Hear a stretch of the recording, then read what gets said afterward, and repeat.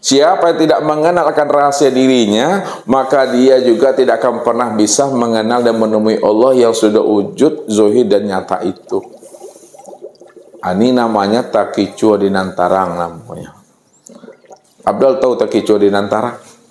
Oh, tahu, alhamdulillah. Jadi jangan namu awak Taqiqua Dinantarang. Kenalilah rahasia diri, kenalilah sejati diri, pasti kita mampu mengenali penyamaran akan diri Tuhan itu yang sebenar-benarnya. Itu fitrah tuh. Jadi yang fitrah itu, yang suci, yang bersih itu bukan kita, ya Allah. Itu maksudnya. Allah yang suci. Situlah kita menyatakan subhanallah.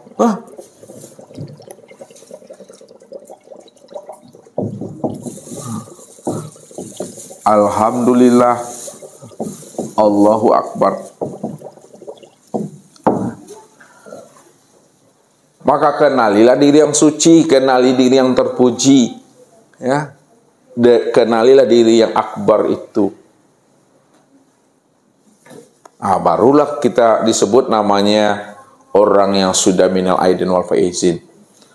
Kalau bahasa Ustadz sebelumnya, sebelum Pak Haji dan ibu-ibu nih menyebut subhanallah, melapaskan alhamdulillah, ya, mengucapkan Allahu Akbar, dilihat Allah itu dulu.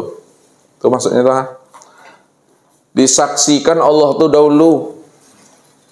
Dipandang Allah itu dahulu. Kalau disaksikan, dilihat dan dipandang Allah itu, barulah subhanallah. Sampaikan. Baru alhamdulillah dikatakan, baru Allah berucapkan. Jangan Bapak Ibu coba subhanallah, alhamdulillah, Allah Akbar. Ya, urangnya lu ditengok lah dah. Urangnya lu disaksikan lah dah. Lah sabi subhanallah. Saksikan Allah itu pada diri.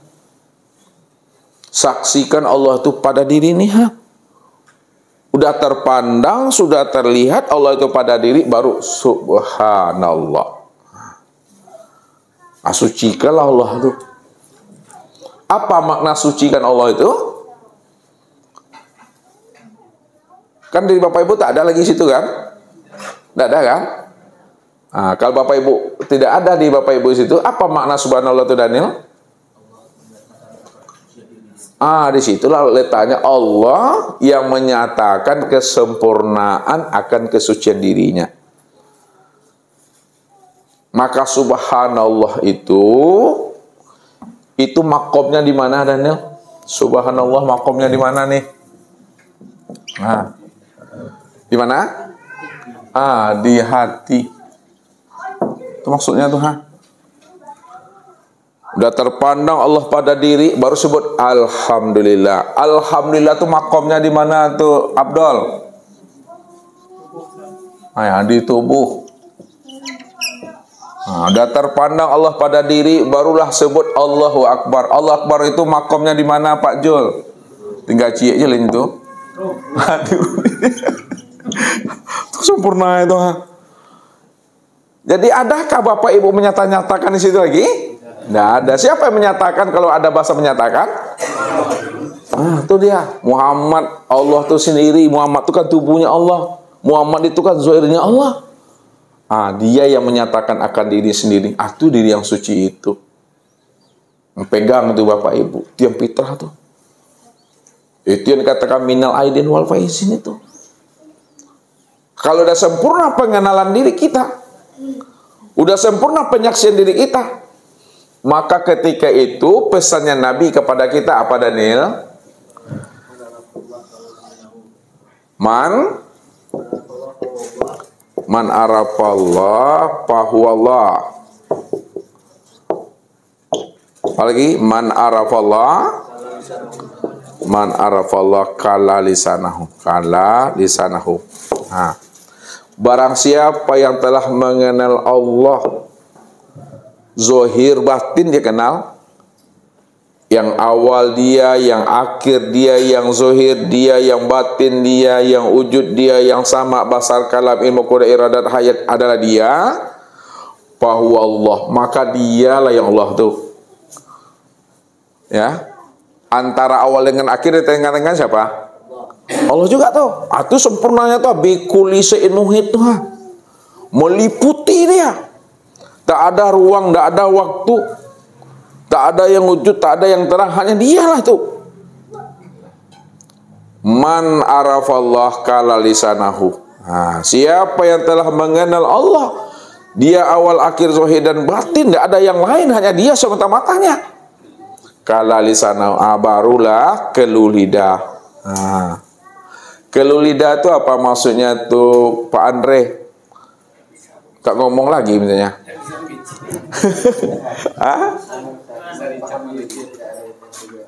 Ya tetap bicara, tetap ngomong, tapi yang bicara dan ngomong tuh kita sudah paham, kita sudah mengerti, hanya di dia. Itu maksudnya.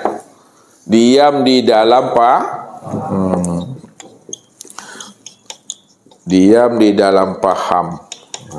Paham di dalam kesadaran. Sadar di dalam kepatuhan Tuhan tuh. Itu maksudnya tuh, diam di dalam paham, paham dalam kesadaran, sadar dalam kepatuhan tadi itu. Memang dialah semata-mata, nggak ada yang lain lagi. Jangan disebut-sebut juga lagi.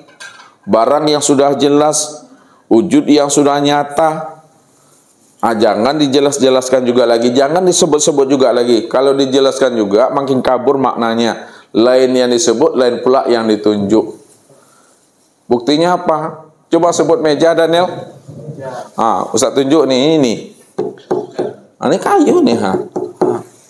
Makanya cukup dipahami aja, dah cukup dah. Makna i'tiqadnya. Entah pun disebut, tak pun dijelaskan, apakah dia tidak wujud, Daniel? Tetap juga wujud walaupun tidak disebut. Ini perlunya kesadaran itu. Kesadaran apa yang perlu pada diri kita? Ya kesadaran Tuhan. Kesadaran Allah itu mesti hidup dalam diri kita ini ya. Kalau Bapak Ibu tak sadar tadi, tidak akan pernah sampai ke sini itu. Tidak ke mahkamah sampai tadi itu. Jadi perlu kesadaran itu. Yang Ustaz maksudkan kesadaran Allah itu yang mesti hidup di dalam diri kita. Kesadaran Allah itu yang mesti hidup di dalam kolbu kita, dalam rohani kita. Itu yang mesti diinstalkan selalu. Supaya aman perjalanan, ya, pulang dan kembalinya. Kemana pulang dan kembalinya Bapak Ibu? Apakah Tuhan itu datang lalu kembali? Tuhan itu tidak pernah datang, tidak pernah kembali, karena memang dia sudah sedia dari sejak awal mulanya. Datang dan kembali itu kan bahasa hakikat untuk menghantarkan kepada makna yang sebenarnya. Kalau sudah sampai kita kepada makna yang sebenarnya, maka tidak ada bahasa datang dan kembali. Yang ada apa lagi? Yang nikmati dia aja, jangan sebut-sebut juga lagi. Dah lah tuh. Makanya nggak bisa disebut lagi itu. Itu makna Tuhan itu nggak bisa disebut. Ya, nggak bisa digambarkan lagi itu. Dialah semuanya, cukup memahaminya. Kalau dijelaskan juga akan bersifat dia jadinya. Walaupun dia bersifat, namun hakikatnya dia tiada bersifat.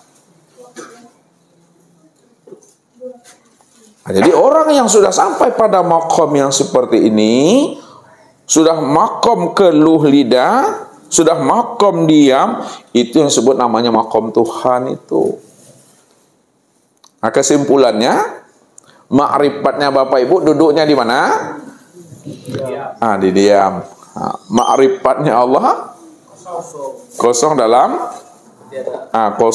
ketiadaan itu. Itu dibuatkan untuk ma'rifatnya kita, pengenalan kita kepada Allah. Pada diam itu. Pengenalan Allah terhadap dirinya, ya kosong, tiada hal itu dia. Yang kosong itu dia. Nah, kalau Ustadz antarkan lagi sedikit lagi, apakah kata-kata kosong itu yang dirinya Daniel? Jadi yang mana kalau bukan? Tak dapat disebut di balik kosong itu. Itu yang nggak dapat disebut di balik kosong itu dia.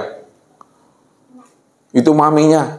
Bukan kata-kata kosong itu yang kosong. Di balik kata kosong itu yang dia. Apa lagi di balik kata kosong? Ada lagi? Tidak bisa disebut. Itu jadi balik kata yang nggak bisa disebut itu yang dia tuh. Ada lagi dong? Nah, yang ndak tuh, yang balik ndak tuh dia. Paning aku. Itu maknanya. Itu yang suci itu situ duduk suci itu. Makanya pada saat Bapak Ibu nanti mau berhenti jantung nih, kan tahu kita nanti mau berhenti jantung tuh, mau lepas dia, kita aja pingsan mau tahu kita. Siapa yang pada pingsan Dewi? Mungkin pernah pingsan Dewi. Ya, pingsannya Dewi itu nanti suara kawan itu kan mau lepas kan, jauh-jauh makin jauh kan. Pada saat ini jauh, mata mau tertutup, ya, napas ini mau terhenti ya, detak jantung pun mau istirahat ya. Kita udah tahu tuh saat-saat tuh itu tuh apa yang terpahami pada diri kita pada saat itu. Apa yang mesti dimengerti dan disadari pada saat itu, yang sedetik itu.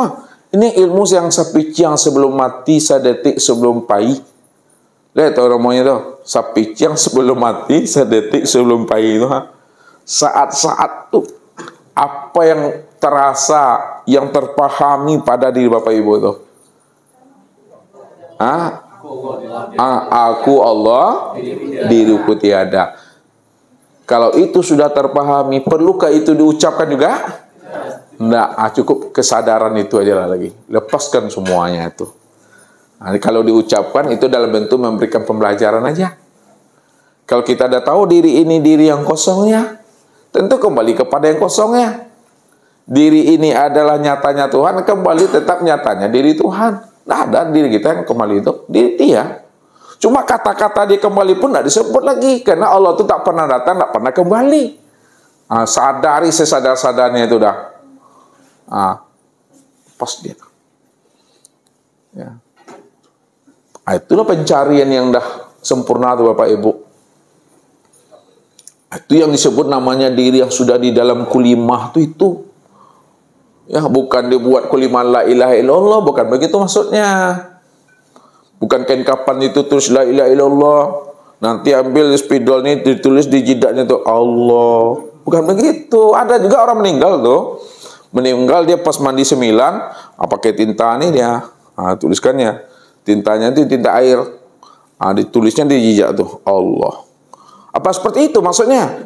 Tidak seperti itu. Ya. Jadi maksudnya dia sudah memahami dan sudah menyadari bahwa Allah itu yang dirinya itulah nyatanya Allah. Itu udah berkulima tuh, tapi pengakuan itu pun tak boleh. Jadi kita di sini tidak ada ngaku-ngaku, jangan Bapak Ibu salah paham dengan bahasa Ustadz. Bapak Ibu jangan ngaku Tuhan, jangan pula jadi Tuhan. Jangan pula ingin merampok hak Tuhan. Jadi ilmu yang Ustaz ajarkan ini untuk mengenal dan memahami Allah yang wujud, Allah yang bersifat, Allah cuma yang ada, kita tidak wujud, kita tidak ada. Kita tidak pernah bersifat.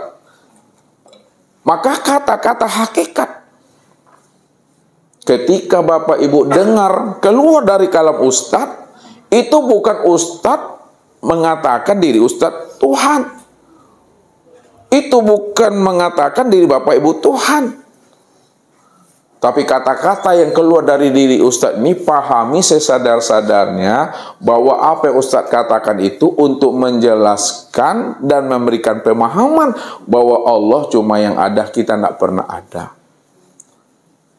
Bayangkan tuh, kalau Allah yang ada, kita tidak pernah ada, lalu siapa yang berkata tuh? Itu dia. Itu maknanya innani anallah tuh. Kan diri kita tidak ada, yang adanya Allah. Kalau diri kita tidak ada, yang adanya Allah, tentu Allah telah yang berkata di situ. Dia menjelaskan akan rahasia dirinya sebenarnya. Kalau diambil pahamnya ke atas, perlu kalau Allah menjelaskan juga lagi? Kan tidak perlu, semuanya ada sempurna. Ya, sudah sempurna. Tidak perlu Allah menjelaskan lagi. Diturun ke bahasa syariat. Muhammad itulah yang menjelaskan. Padahal Muhammad itu juga wujud nyatanya diri. Begitu cara memandangnya Bapak Ibu. Ya. Jadi setelah kita paham dan duduk di sini, mau juga Bapak Ibu sampaikan juga lagi tentang rahasia Tuhan ini, letakkan dia pada bahasa yang paling pas dan yang paling tepat. Inilah gunanya kita mendudukkannya itu dengan syariat, tarikat, hakikat, dan ma'rifat. Nih, Ustaz buat tarik sini. Ini penutupnya.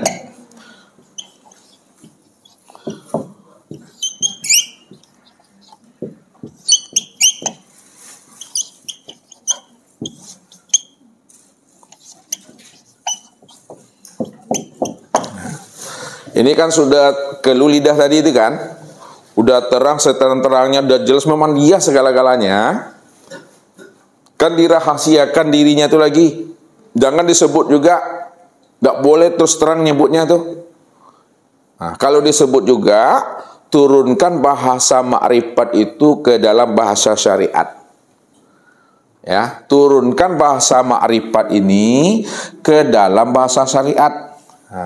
Kalau diturunkan bahasa ma'rifat ke dalam bahasa syariat, maka sebutlah insan itu sebagai hamba Allah. Itu dia.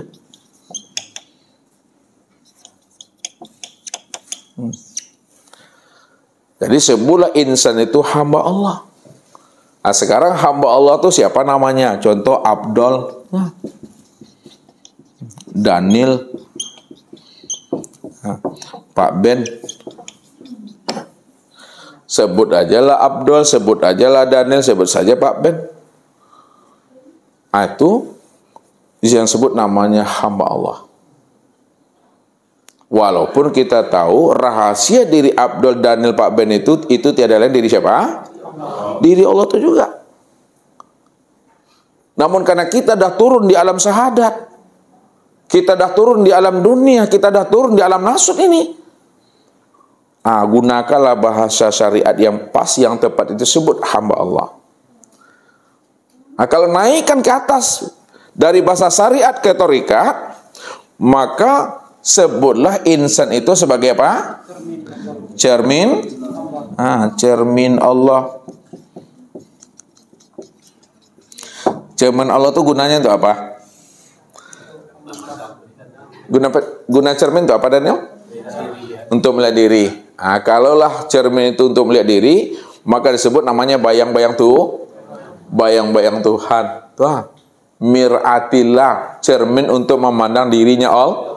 Itu maksudnya Tuhan. Itu naik ke atas tuh. Kalau dinaikkan bahasa tarikat ke hakikat, maka insan itu disebut apa? Wujudnya Allah. Walaupun disebut Daniel, Pak Ben, dan Abdul dalam bahasa hakikat, siapa sebenarnya Abdul, Daniel, Pak Ben itu? Itu yang wujudullah tuh. Wujudnya Tuhan tuh. Ini makom yang ke atas lagi, di atas hakikat, ya. Kalau didudukan insan itu dalam bahasa ma'rifat, Daniel, Abdul, Pak Ben itu siapa tuh? Maka kata ma'rifat ini tak boleh lagi disebutkan. Ya, kata hakikat pun tak boleh juga lagi. Kata torikat juga nggak boleh lagi. Ini aja disebut kata di syariat ini, hamba Allah. Itu yang disebut namanya syariat yang sudah bertorikat, torikat yang sudah berhakikat, hakikat yang sudah berma'rifat. Anda ada dosanya di situ. Tapi kalau kita tak mengenal rahasia hakikat daripada insan, tiada lain adalah Allah, wujudnya Allah, cermin Allah, kita sebut pun hamba Allah, Pak Ben, Abdul, Daniel, dosa dah sudah. Tetap dosa tuh.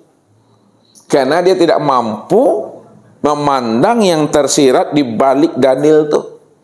Tak mampu dia memandang yang tersirat di balik Abdul itu. Padahal yang tersirat di balik Daniel dan Abdul itu tiadalah Allah itu sendiri, karena dia cuma yang ada. Tak mampu kita memandangnya, tak mampu kita meniliknya itu. Dosa itu walaupun disebut nama Allah.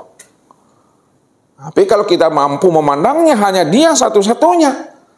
Disitulah letaknya bijaksananya kita dalam menyampaikannya itu. Gunakanlah bahasa syariat, tapi tidak paham kita makna yang sebenarnya apa yang kita sebut itu. Jadi yang di dalam jangan dikeluarkan, yang di luar jangan dikedalamkan. Yang di luar letaknya di luar, yang di dalam letaknya di dalam. Yang syariat letaknya di luar, yang hakikat letaknya di dalam. Namun antara syariat dengan hakikat dia tidak pernah berpisah cerai. Ya, kalau tidak pernah berpisah cerai, lalu hakikat itu letaknya di mana? Letak hakikat di mana? Kalau tidak pernah berpisah cerai, kalau kita buat aja dua nih. Hakikat syariat. Ustaz menanya sama Daniel lah, biar mewakili. Hakikat itu letaknya di mana, Daniel? Hah?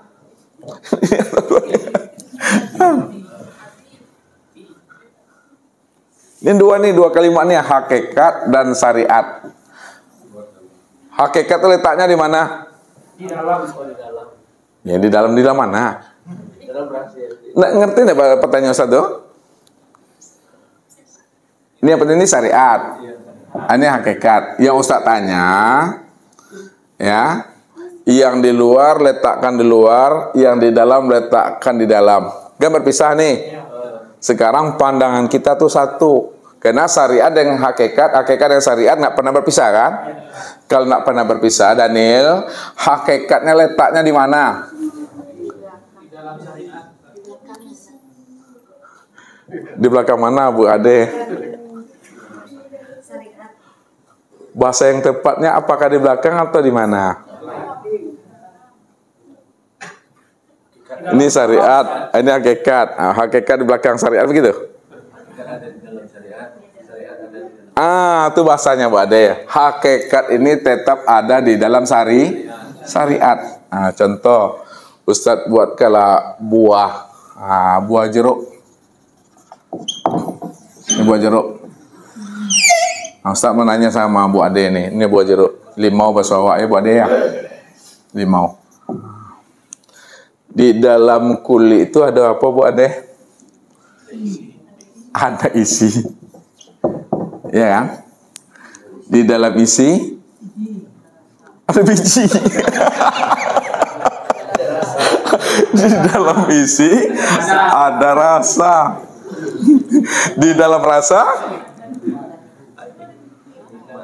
di dalam rasa itu ada nikmat. Sekarang Pak Andre lagi. Kita lakukan tarki.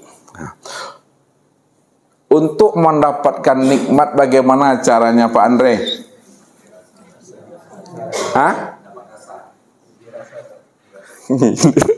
Untuk mendapatkan nikmat bagaimana caranya? Dapatkan untuk mendapatkan rasa, dapatkan isinya. Untuk mendapatkan isinya, dapatkan jeruknya. Buka kulitnya. Itu memahaminya tuh. Sekarang kalau kita urutkan ke bawah, ini ke bawah nih. Syariat, ini ya. Thariqat, hakikat dan makrifat itu duduknya mana, Abdul? Nikmat. Tuh dia tuh. Itu yang kita cari itu. Namun bisakah kita mendapatkan nikmat tanpa kita mendapatkan rasa? Bisakah kita mendapatkan rasa tanpa mendapatkan isinya? Bisakah kita memakan isi tanpa membuka kulitnya? Jadi perlu dia kulit, isi, rasa dan nikmat. Perlu kita bersyariat, berthariqat, berhakikat dan bermakrifat. Sekarang kita bawa kepada diri. Ini kepada limau tadi, Oma. Bawa kepada diri. Yang syariat itu apa, Abdul? Niat tubuh. Yang thariqat? Hati. Hakikat ruh. Yang marifat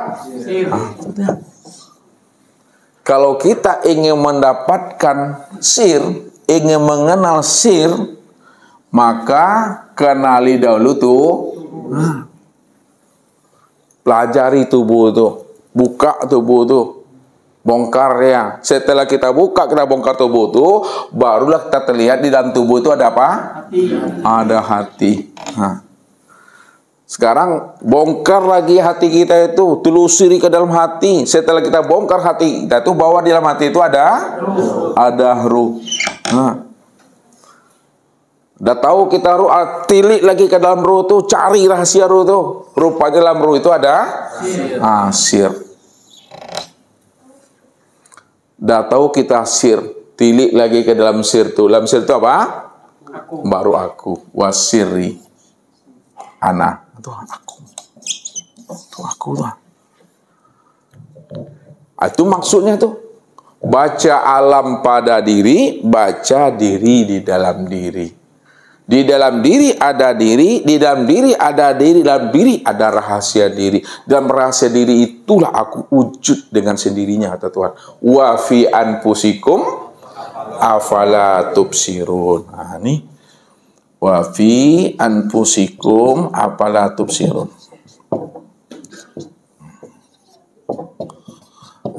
Aku udah wujud pada dirimu. Itu maksudnya, aku udah nyata. Aku sudah menjadi rahasia. Kalau bukakan begitu, pada dirimu kenapa tidak kamu pikirkan, kata Allah. Makanya Nabi berpesan, siapa yang ingin mencari dan menemui Tuhan keluar daripada dirinya, maka dia tidak akan pernah bersobok dengan Tuhan itu. Carilah ke dalam diri itu. Barulah kita tahu. Ya, yang dalam diri itu. Itu yang namanya ruh. Yang ruh itu yang si hayat, yang hayat itu yang nyawa, nyawa itu yang napas itu yang nur itu yang sifat yang zat itu ya aku, kata Allah. Akulah itu zahir dan batin. Nah, kesimpulannya, kita patrikan lagi, ini kesimpulan. Ini tadi kan berpisah antara tubuh dengan ruh kan? Berpisah tubuh dengan ruh. Sekarang yang sebenar-benar diri antara tubuh dengan ruh, kita ambil contoh dua aja dulu. Antara tubuh dengan ruh yang sebenar-benar diri yang ori yang mana, Daniel? Ruh. Ini yang ruh, ini yang sebenar diri. Lalu kita tilik cara mempatrikannya. Kalaulah ruh itu yang sebenar-benar wujud, ruh itu yang sebenar-benar ada, ya, untuk memandang ruh, untuk melihat ruh, maka pandang dan tiliklah kepada tubuh ini. Karena tubuh inilah tempat memandang nyatanya ruh itu. Kalau tidak ada tubuh, ruh itu tidak bisa dikenal. Kalau tidak ada tubuh, ruh tidak bisa dikenal. Lalu bagaimana ruh itu bisa dikenal? Ruh itu bisa dilihat, ruh itu bisa disaksikan perbuatannya, maka dia nyata pada tubuh. Kalau ruh itu nyata pada tubuh, maka sebenarnya tubuh inilah wujud nyatanya ruh itu yang sebenar-benarnya. Bisa memahami itu? Kalau tidak ada tubuh, ruh itu tidak bisa dikenal. Ya. Lalu bagaimana ruh itu bisa dikenal? Lalu dia menjadi zohir, dia lalu menjadi nyata. Nyata dan zohirnya itu nyata pada tubuh. Maka tubuh ini sebenarnya adalah nyatanya ruh itu yang sebenar-benarnya. Kita masuk ke dalam lagi. Ini ada hakikat diri kita nih. Yang ruh ini tadi siapa? Allah. Yang tubuh siapa? Muhammad. Kalau tidak ada Muhammad, Allah tak bisa dikenal. Walaupun dia ada kan? Dia kan ada tuh. Tapi kalau tidak ada Muhammad, tak bisa dikenal. Lalu bagaimana Allah itu bisa dikenal? Lalu dia menjadi zohir, nyata pada Muhammad. Kalau Allah itu sudah nyata pada Muhammad, maka Muhammad itulah sebenarnya nyatanya Allah. Kalaulah Muhammad itu nyatanya Allah, tilik lagi dalam Muhammad itu yang sebenar-benarnya Allah. Itu dia. Esa dah tuh. Jangan dipisahkan. Sama tubuh dengan ruh. Esa kan dia. Kalau tidak ada tubuh, ruh nggak bisa dikenal. Lalu bagaimana ruh itu bisa dikenal? Lalu dia zohir, lalu dia nyata pada tubuh. Maka tubuh inilah kezohiran nyatanya ruh itu. Nah sekarang Allah ingin dikenal, maka dia zohir nyata pada Muhammad. Muhammad itulah tempat memandang nyatanya Allah itu yang sebenarnya. Aisyah itu. Mungkin ini Bapak Ibu yang dimuliakan Allah, di awal pengajian kita ini mudah-mudahan kita selalu diberikan Allah anugerah pemahaman, tetap dalam keadaan syawal, tetap dalam keadaan fitrah, tetap dalam keadaan meramadankan diri kita ini sampai habisnya usia umur kita ini. Itu saja, mari kita lanjutkan dengan muzakarah. Billahi taufiq wal hidayah. Wassalamualaikum warahmatullahi wabarakatuh.